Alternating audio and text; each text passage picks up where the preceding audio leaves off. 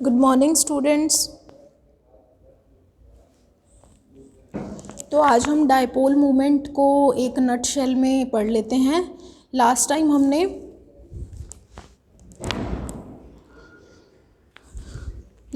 हमने dipole moment का application किया था कि डायपोल मोमेंट का यूज़ किस चीज़ में है, मॉलिक्यूल की स्ट्रक्चर को डिटरमाइन करने में है। अभी उस चीज़ को हम एक टेबल की फॉर्म में देख लेते हैं कि डायपोल मोमेंट है कुछ मॉलिक्यूल्स का, जैसे कि AB टाइप मॉलिक्यूल है। मैंने बोला था कि जो डायटोमिक मॉलिक्यूल होंगे उनके लिए चाहे dipole moment not equal to zero हो, चाहे dipole moment equal to zero हो, उनकी ज्योमेट्री कैसी होगी, लीनियर ही होगी in each and every case. जैसे कि हम HF, HCl, HBr, HI और H2 का एग्जांपल देखते हैं, तो इसमें इन सब मॉलिक्यूल का जो डायपोल मोमेंट है that is not equal to zero, but जो H2 है उसका जो डायपोल मोमेंट है that is equal to zero, and the geometry of all of these are linear. ठीक है, then we will consider AB2 type of molecule. जो AB2 type of molecule है उसमें कौन कौन से एग्जाम्पल हैं, जैसे कि वाटर है, H2S है, CO2 है। तो अब जो AB टाइप मॉलिक्यूल है इसमें दो केसेस आते हैं कि एक तो अगर म्यूज़ इक्वल टू ज़ीरो होगा और दूसरा अगर mu's not equal to zero होगा। ठीक है, तो अगर म्यूज़ इक्वल टू ज़ीरो है तो AB2 टाइप मॉलिक्यूल में जो ज्योमेट्री होगी वो क्या होगी, लीनियर होगी, and if the dipole moment is not equal to zero then the geometry is bent. ठीक है, बेंट और वी शेप होगी। जैसे कि हम H2O और H2S की बात करते हैं, तो अगर यहाँ पे dipole moment not equal to zero है तो उनकी ज्योमेट्री क्या होगी, बेंट होगी। ठीक है, लेकिन अगर dipole moment equal to zero है तो उनकी ज्योमेट्री क्या होगी, लीनियर होगी। तो ये तो हमारे पास था ट्राइएटॉमिक मॉलिक्यूल के लिए। नेक्स्ट अगर टेट्रा एटॉमिक मॉलिक्यूल है, टेट्रा एटॉमिक मॉलिक्यूल, तो टेट्रा एटॉमिक मॉलिक्यूल में अगर रेगुलर मॉलिक्यूल है, मतलब अगर मान लो हमारे पास, अगर इसमें भी दो केसेस बनते हैं अगर डायपोल मोमेंट ज़ीरो होगा। अगर डायपोल मोमेंट ज़ीरो है इसका मतलब all four atoms are present in the same plane, all four atoms are present in the same plane, कि जो चारों के चारों एटम है वो सेम ही प्लेन में प्रेजेंट होंगे और उनकी ज्योमेट्री क्या होगी, ट्राइगनल प्लेनर। क्या होगी उनकी ज्योमेट्री, ट्राइगनल प्लेनर। लेकिन अगर हम NF3 और NH3 की बात करें तो जो उनका डायपोल मोमेंट है that is not equal to zero. ठीक है, तो अगर उनका dipole moment not equal to zero होगा तो उनकी ज्योमेट्री क्या होगी, ट्राइगनल पिरामिडल। ठीक है, ट्राइगनल पिरामिडल ज्योमेट्री मैंने कल भी बताई थी कैसे होती है, कि उसमें चारों के चारों एटम सेम प्लेन में नहीं होते, कि जो सेंट्रल एटम है वो इन तीनों एटम्स के प्लेन से ऊपर उठा हुआ होता है, जैसे कि एक अम्ब्रेला की शेप होती है उस तरह से। ठीक है, तो AB3 टाइप मॉलिक्यूल में अगर डायपोल मोमेंट ज़ीरो है then the geometry is trigonal planar and all the four atoms are present in the same plane, but if the dipole moment is not equal to zero then the geometry is trigonal pyramidal. TP means trigonal pyramidal, and all the four atoms are not present in the same plane. One, that is central atom, is present above the plane of the other three atoms, and here the angle is 120 degree each, and here the angle is less than 109 degree, which is 107 degree. ठीक है, next is pentatomic molecule. Pentatomic molecule means AB4 type of molecule.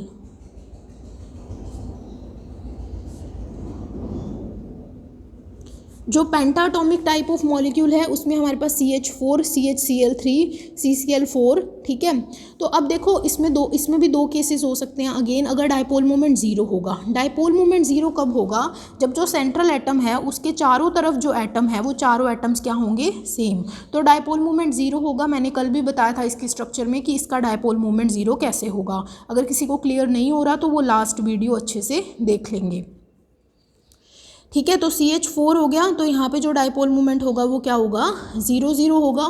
ठीक है, और geometry क्या होगी, tetrahedral होगी। लेकिन अगर चारों एटम सेम नहीं होंगे, मतलब अगर एक हाइड्रोजन लगा दिया तुमने और 3 Cl लगा दिए, तो डायपोल मोमेंट 0 हो ही नहीं सकता, क्योंकि सारे बॉन्ड मोमेंट्स का वैल्यू इक्वल नहीं होगा। ठीक है, तो डायपोल मोमेंट क्या होगा, not equal to zero. Geometry इसकी भी टेट्राहेड्रल है। ठीक है, ज्योमेट्री तीनों के केस में टेट्राहेड्रल होगी, बट डिफरेंस ये है कि इसमें अगर चारों एटम सेम होंगे तो डायपोल मोमेंट ज़ीरो होगा, लेकिन अगर चारों एटम सेम नहीं है तो dipole moment not equal to zero होगा। जैसे कि अगर हम CH Cl3 की बात कर लें,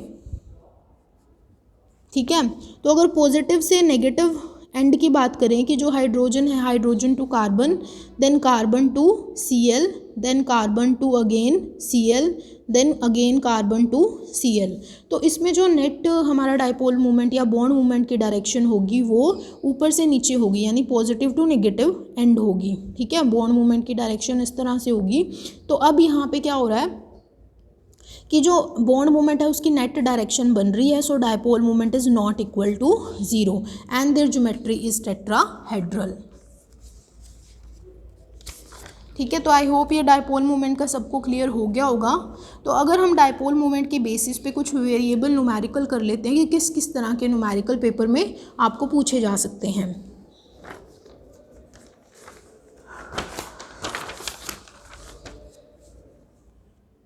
तो जैसे न्यूमेरिकल 1 है, अगर हमें एक तो बॉन्ड लेंथ दी हो और एक ऑब्जर्व्ड डायपोल मोमेंट दिया हो किसी भी मॉलिक्यूल का 0.38 dB, and if we have to find the percentage ionic character, तो परसेंटेज आयनिक करेक्टर निकालने के लिए किसी भी मॉलिक्यूल का हमें उसका ऑब्जर्व्ड डायपोल मोमेंट चाहिए और उसका वो डायपोल मोमेंट चाहिए जो उसके 100% आयनिक बॉन्ड की वजह से हो सकता है।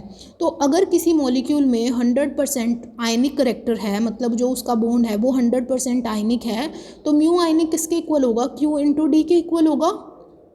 ठीक है, अगर वो बॉन्ड 100% आयनिक है तो उस पर जो चार्ज होगा वो कितना होगा, 4.8 इंटू 10⁻⁻10 ESU। तो जो चार्ज होगा वो कितना होगा, 4.8 into 10⁻⁻10 ESU and the bond distance is 1.60 angstrom. ठीक है, तो अब ESU अगर हमें यूनिट डीबे में निकालनी है तो हमें इसको क्या बनाना पड़ेगा, ESU सेंटीमीटर बनाना पड़ेगा। सेंटीमीटर के लिए हम जो बॉन्ड लेंथ है जो कि एंगस्ट्रॉम में गिवन है, हम उसको किस में कन्वर्ट कर लेंगे, सेंटीमीटर में कन्वर्ट कर लेंगे। So bond length is equal to 1.60 into 10⁻⁸ centimetre. ठीक है, so 1 into 10⁻18 ESU centimetre, this is equal to debye. ठीक है, so mu ionic is equal to 7.68 dB। Now the percentage ionic character of this bond is equal to mu observed, that is observed dipole moment, divided by mu ionic, that is ionic dipole moment, into 100। ठीक है, so mu observed bye mu आयनिक into 100, तो हमारे पास क्या आ जाएगा, उसमें उस molecule में कितना परसेंटेज आयनिक करेक्टर है वो आ जाएगा। म्यू ऑब्जर्व्ड इस मॉलिक्यूल में इतना है, आयनिक इतना है, तो इसमें से अगर इतना उसमें डायपोल मोमेंट है तो उसमें आयनिक करेक्टर कितना होगा वो हम इनटू 100 करके कैलकुलेट कर सकते हैं। नेक्स्ट, अगर हमें इसमें बॉन्ड लेंथ दी है विच इज़ 1.6 एंगस्ट्रॉम, तो अगर वो बोल रहा है कि जो मॉलिक्यूल है if it were present in completely ionic form, अगर जो मॉलिक्यूल है वो कम्प्लीटली आयनिक फॉर्म में है, तो अगर कम्प्लीटली आयनिक फॉर्म में है तो हम इलेक्ट्रॉन पे चार्ज कितना कंसीडर करेंगे, दैट इज़ 4.8 इंटू 10⁻⁻10 ESU। तो चार्ज हम कितना कंसीडर करेंगे, दैट इज़ 4.8 इंटू 10⁻⁻10 ESU। तो ये तो हमारा चार्ज आ गया और ये बॉन्ड लेंथ हो गया। ठीक है, सो डिस्टेंस और bond length is equal to यहाँ पे 1.6 एंगस्ट्रॉम आएगा, 1.6 एंगस्ट्रॉम। ठीक है, तो 1.6 angstrom is equal to 1.6 into 10⁻⁻10 metre. ठीक है, तो अगर इसको हम सेंटीमीटर में कन्वर्ट करेंगे तो ये किसके इक्वल आएगा, 1.6 into 10⁻⁻8 centimetre and the charge is equal to 4.8 into 10⁻⁻10 ESU। ठीक है, and the dipole moment is equal to Q into D. ठीक है, and Q is equal to this and D करेंगे तो हम इसको मल्टीप्लाई कर देंगे, तो हमारे पास क्या आएगा, 4.8 into 10⁻⁻10 ESU into 1.6 into 10⁻⁻8 centimetre. So dipole moment is equal to 7.68 into 10⁻⁻18 ESU centimetre. ठीक है, अब हमने ये चार्ज यहाँ पे इतना क्यों कंसीडर किया, क्योंकि उसने क्वेश्चन में गिवन है कि जो बॉन्ड है या मॉलिक्यूल है उसमें कम्प्लीटली आयनिक फॉर्म है, तो अगर 100% आयनिक करेक्टर होगा तो उसमें जो कंप्लीट यूनिट चार्ज होगा and 1 unit of charge is equal to 4.8 into 10⁻⁻10 ESU।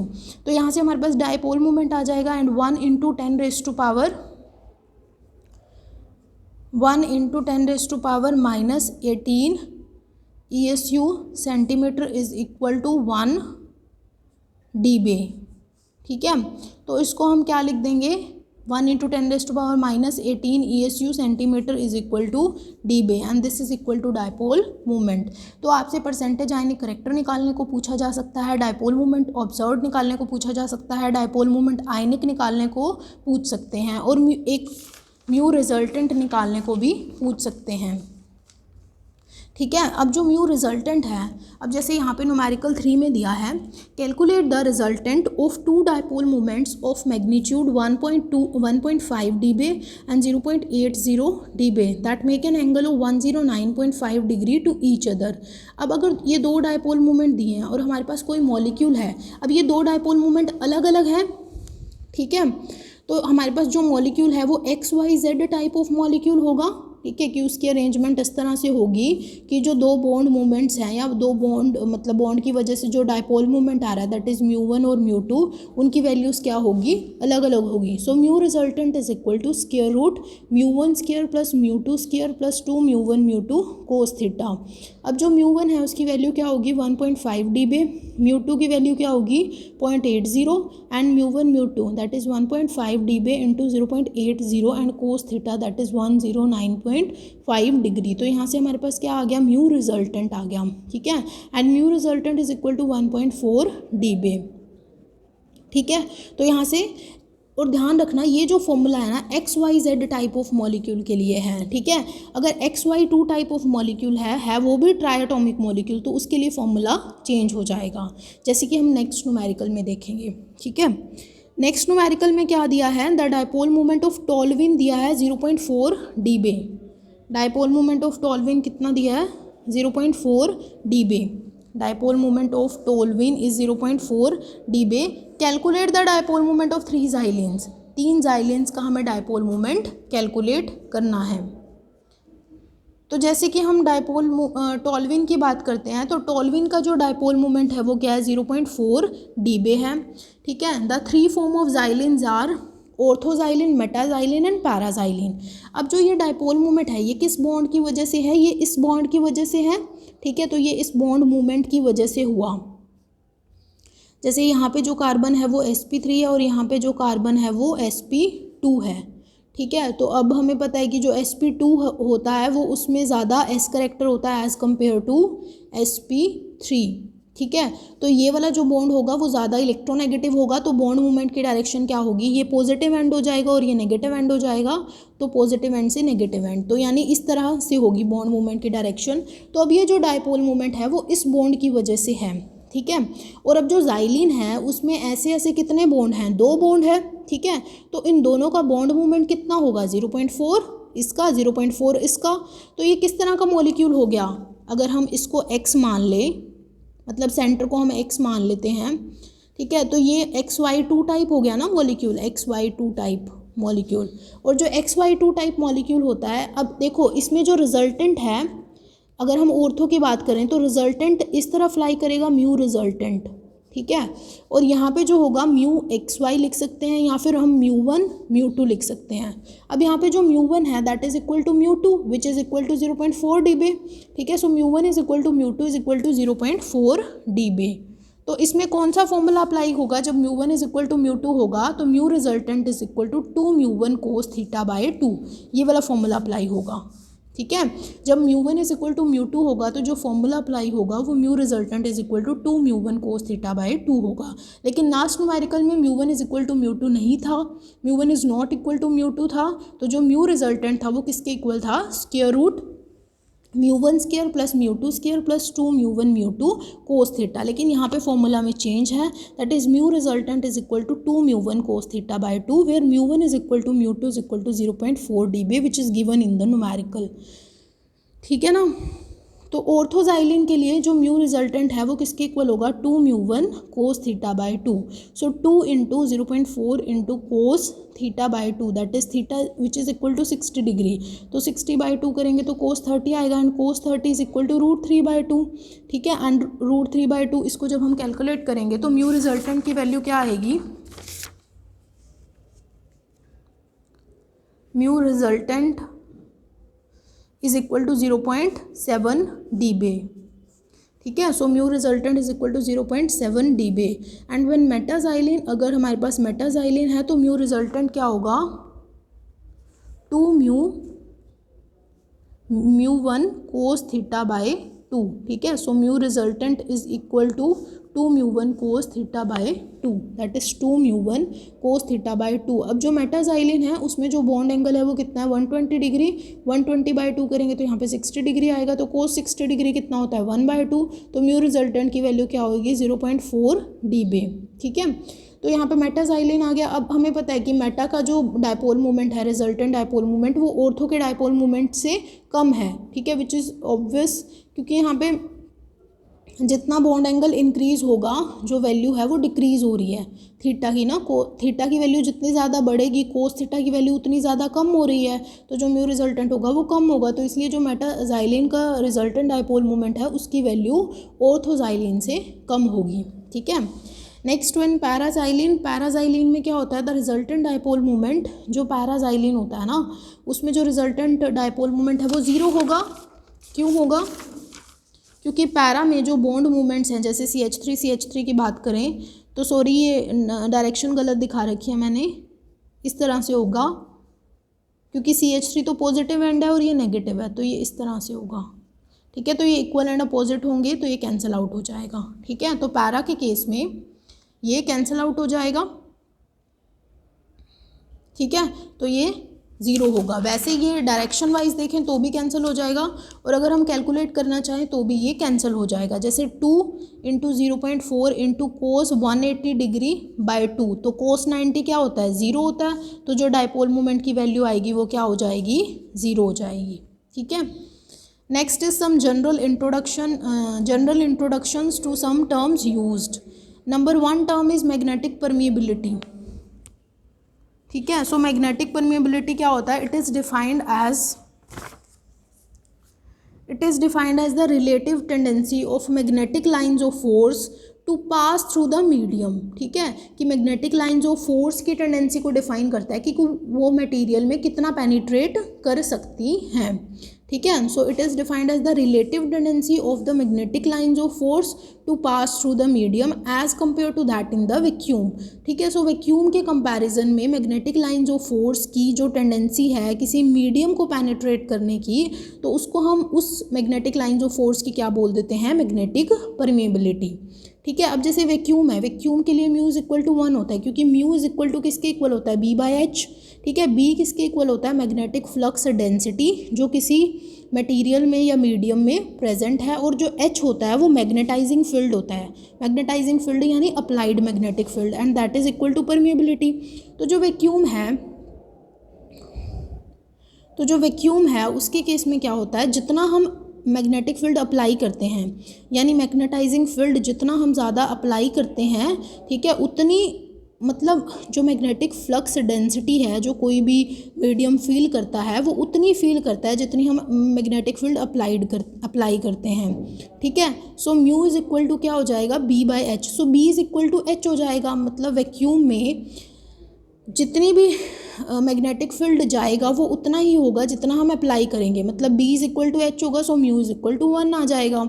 Also for air mu is equal to 1, तो वैक्यूम के लिए भी म्यू इज इक्वल टू 1 होता है और एयर के लिए भी म्यू इज इक्वल टू 1 होता है। आई होप ये सबको क्लियर हो गया होगा कि वैक्यूम और एयर के लिए जो मैग्नेटिक परमिएबिलिटी की वैल्यू है वो 1 क्यों होती है, लेकिन सारे मटेरियल्स के लिए मैग्नेटिक परमिएबिलिटी की वैल्यू 1 नहीं होती, ठीक है। ये लेस देन 1 भी हो सकती है और ग्रेटर देन 1 भी हो सकती है, depending upon the type of substances. अगर हमने 2 मैग्नेटिक पोल्स रखे हैं, मैग्नेटिक पोल जैसे नॉर्थ पोल साउथ पोल, अगर उनकी स्ट्रेंथ हमने M1 और M2 मान ली, अब जो वो 2 मैग्नेटिक पोल्स हैं उनके बीच में क्या होगा, मीडियम होगा, ठीक है। तो जब एक पोल से दूसरे पोल में जो मैग्नेटिक लाइंस ऑफ फोर्स हैं तो उनके बीच में जो मीडियम प्रेजेंट है, तो जो मैग्नेटिक लाइंस ऑफ फोर्स हैं उन मीडियम के बीच में से पास होके जाएगी, ठीक है। तो इसको हम लिख सकते हैं फोर्स एक्टिंग बिटवीन देम किसके इक्वल हो जाएगा 1/μ × M1 × M2 by r², where r is the distance between the two poles and μ is the magnetic permeability and M1 and M2 are the strength of the two magnetic poles. So the force acting between the two magnetic poles is equal to this. So force is equal to 1 by mu into m1 m2 by r square. Next is diamagnetic, paramagnetic and ferromagnetic substances. तो diamagnetic, paramagnetic and ferromagnetic substances क्या होते हैं वो हम mu के basis पे conclude करके देख लेते हैं, ठीक है। जैसे अब म्यू है, अगर म्यू किसी सब्सटेंस के लिए लेस देन 1 है, that means magnetic permeability of that substance is less than 1।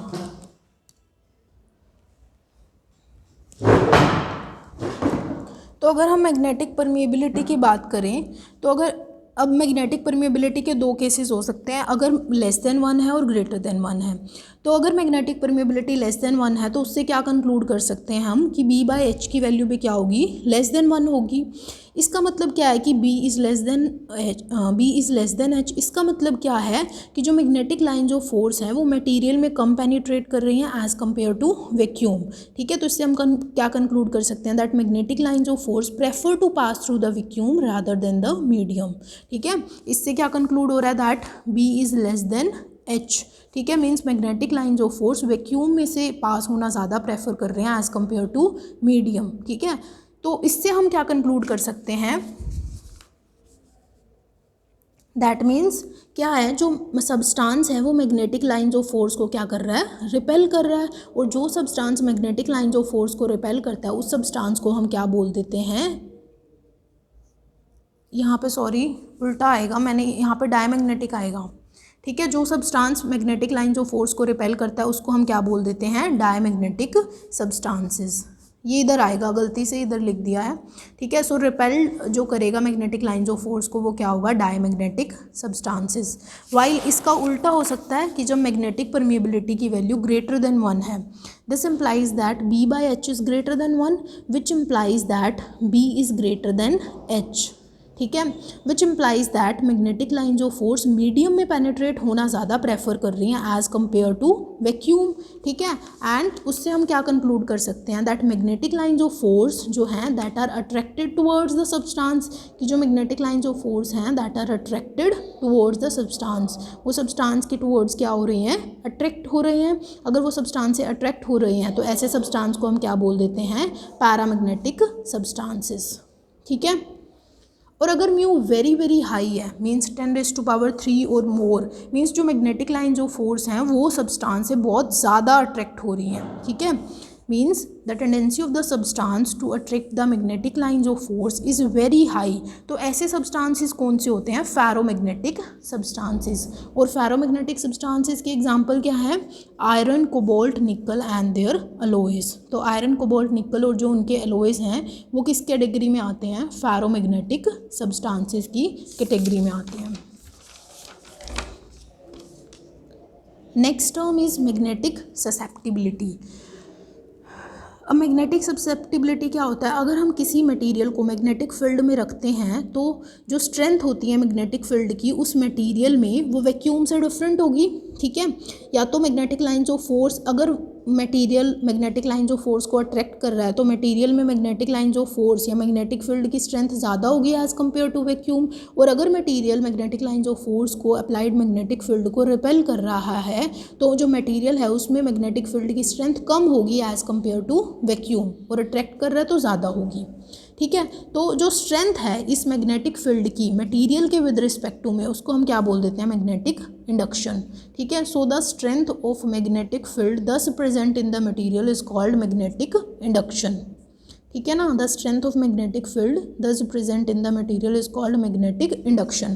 तो अब 3 तरह से हो सकती है मैग्नेटिक फील्ड की स्ट्रेंथ। एक हम नॉर्मल वैक्यूम में देखें तो जैसे नॉर्थ पोल से साउथ पोल रखा है तो जो मैग्नेटिक लाइन जो फोर्स हैं वो नॉर्मली वैक्यूम से पास होंगी। सो मैग्नेटिक लाइन जो force passing through the vacuum, ये नॉर्मल हमने व्यू दिखाया।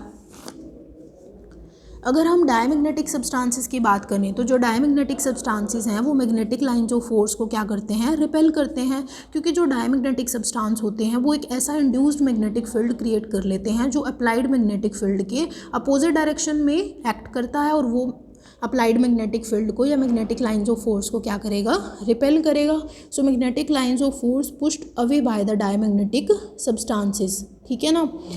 Next one is paramagnetic substances. तो जो पैरामैग्नेटिक सब्सटेंसेस होते हैं वो हमने यहाँ रखे हैं। तो वो मैग्नेटिक लाइंस ऑफ फोर्स को क्या करते हैं, रिपेल करते हैं।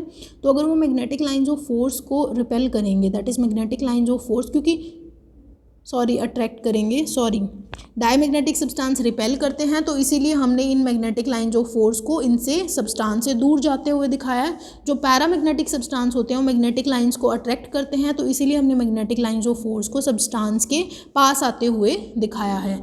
ठीक है, तो paramagnetic substance magnetic lines of force और अप्लाइड मैग्नेटिक फील्ड को अट्रैक्ट करते हैं, क्योंकि उसमें अनपेयर्ड इलेक्ट्रॉन होते हैं और वो ऐसा एक इंड्यूस्ड मैग्नेटिक फील्ड क्रिएट करते हैं जो अप्लाइड मैग्नेटिक फील्ड को अट्रैक्ट करता है। तो जो मैग्नेटिक लाइंस ऑफ फोर्स हैं उस सब्सटेंस से क्या होंगी, अट्रैक्ट होंगी। ठीक है, सो इसीलिए हमने यहाँ बताया magnetic lines of force drawn in by the paramagnetic substances. Next हम कुछ टर्म्स पढ़ लेते हैं। जैसे H होता है, मैंने पहले बताया था ये क्या होता है, मैग्नेटाइजिंग फील्ड होता है, और हम इसको क्या डिफाइन कर देते हैं, H is the strength of applied magnetic field, while B is the magnetic induction in the given material, की गिवन मटेरियल में कितना जो मैग्नेटिक फील्ड है, कितना मैग्नेटिक इंडक्शन और मैग्नेटिक इंडक्शन प्रोड्यूस कर पाया है, उसको हम किससे डिफाइन कर देते हैं, B से, कि कितने मैग्नेटिक लाइंस ऑफ फोर्स उस मटेरियल में से पास हुई हैं, जिसको हम क्या बोल देते हैं, magnetic flux density. And the two are related according to the equation and we name it as 1। और ये इक्वेशन आपको एज इट इज़ लर्न करनी है, that is B is equal to H plus 4πI, where I is the magnetic movement per unit volume in the material. ठीक है, also I is known as intensity of magnetization, और ये जो intensity of magnetisation है इसकी जो value है वो पॉजिटिव भी हो सकती है और नेगेटिव भी हो सकती है, depending upon the nature of the substance, whether it is paramagnetic और डायमैग्नेटिक।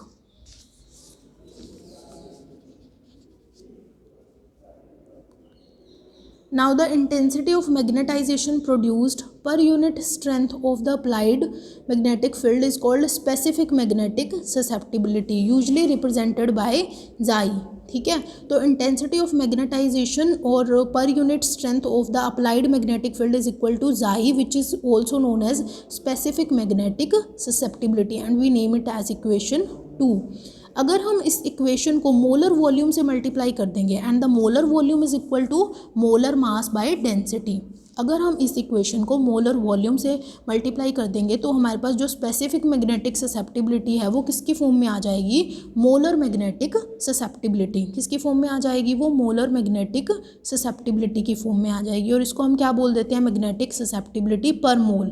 क्या बोल देते हैं इसको, मैग्नेटिक ससेप्टिबिलिटी पर मोल, और क्या बोल देते हैं, मोलर मैग्नेटिक ससेप्टिबिलिटी। ठीक है, तो स्पेसिफिक मैग्नेटिक ससेप्टिबिलिटी को मोलर मैग्नेटिक ससेप्टिबिलिटी में कन्वर्ट करने के लिए हमें उसको किससे मल्टीप्लाई करना पड़ेगा, मोलर वॉल्यूम के साथ। ठीक है, तो वो हमारे पास किसके लिए आ जाएगी, पर मोल के लिए आ जाएगी मैग्नेटिक ससेप्टिबिलिटी। ठीक है, तो इसको हम किससे डिफाइन कर देंगे, फिर Xi is converted into Xm which is equal to molar magnetic susceptibility when it is multiplied by molar volume, and molar volume is equal to molar mass by density. ठीक है, so molar magnetic susceptibility may be defined as the intensity of magnetization induced per mole of the material by unit field strength। ठीक है, मतलब यहाँ पे हमने इस molar volume को क्या मान लिया, 1 मोल मान लिया, और जो अप्लाइड मैग्नेटिक फील्ड है, अप्लाइड मैग्नेटिक फील्ड को हमने मान लिया कि 1 यूनिट स्ट्रेंथ है उसकी। ठीक है, तो Xm किसके इक्वल हो जाएगा, H की, और इसकी ये डेफिनेशन होगी एक तरह से, ये आपको कर लेनी है लर्न। ठीक है, so molar magnetic susceptibility may be defined as the intensity of magnetization produced और induced per mole of the material by the unit field strength. ठीक है, तो यूनिट फील्ड स्ट्रेंथ के द्वारा जितनी भी यहाँ पे मैग्नेटाइजेशन और इंटेंसिटी ऑफ मैग्नेटाइजेशन इंड्यूस हो रही है उसको हम किससे डिफाइन कर देंगे, मोलर मैग्नेटिक ससेप्टिबिलिटी। ठीक है, also B is equal to mu H होता है। ठीक है, that is B is equal to mu H, where B is the magnetic flux density and mu is the magnetic permeability and H is the magnetizing field, and we name it as equation 4। ठीक है, that is material place between the poles. क्योंकि ये कहाँ से आया, mu is equal to B by H होता है ना, तो B इज इक्वल टू किसके इक्वल हो जाएगा, म्यू H के इक्वल हो जाएगा, एंड म्यू का तो हमें पता ही है क्या होता है, where mu is the magnetic permeability of the material, that is the material which is placed between the two poles, ठीक है, of strength m1 and m2, ठीक है। ऑल्सो हमें पता है जाई इज इक्वल टू किसके इक्वल होता है, आई बाई एच के इक्वल होता है, तो आई किसके इक्वल हो जाएगा, जाई एच के इक्वल हो जाएगा, and we name it as equation 5। Substituting the values of B and I from equation 4 and 5 in equation 1, और इक्वेशन 1 क्या है, that is B is equal to H plus 4 pi I, ठीक है। And B की value क्या है यहाँ पे, म्यू एच, एच को हमने एज इट इज़ लिख दिया, आई की वैल्यू क्या है, जाई एच, ठीक है। तो यहाँ से जब हम एच कॉमन लेंगे तो म्यू किसके इक्वल हो जाएगा, 1 plus 4 pi xi, and we name it as equation 6। And if we want to convert the volume susceptibility, अगर हमें वॉल्यूम ससेप्टिबिलिटी लास्ट जो हमने निकाली है मोलर मैग्नेटिक ससेप्टिबिलिटी, ये वॉल्यूम ससेप्टिबिलिटी की फॉर्म में निकाली है, अगर हमें इसको मास ससेप्टिबिलिटी में कन्वर्ट करना है तो हमें इसको डेंसिटी से डिवाइड करना पड़ेगा, तो हमें क्या मिल जाएगी, मास ससेप्टिबिलिटी।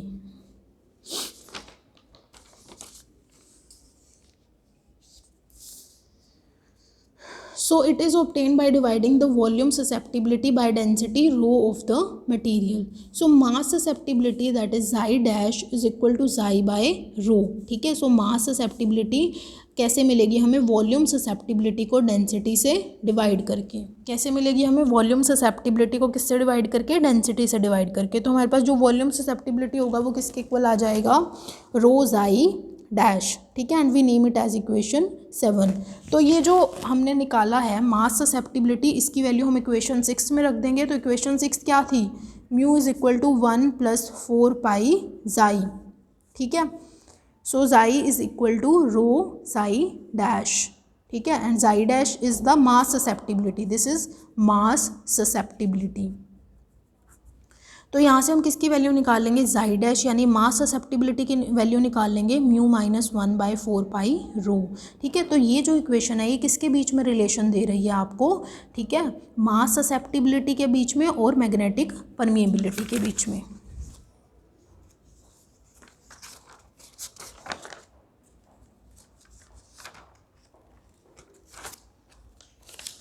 ठीक है, तो आपको ये इक्वेशन लास्ट में लर्न करनी है कि ये हमारा टारगेट है, यहाँ तक हमें पहुँचना है, ठीक है। So this equation gives the relation between the specific magnetic susceptibility और mass susceptibility and magnetic permeability of a material of density rho in gram per centimetre cube, ठीक है। तो ये इक्वेशन है जहाँ तक हमें पहुँचना था इसमें।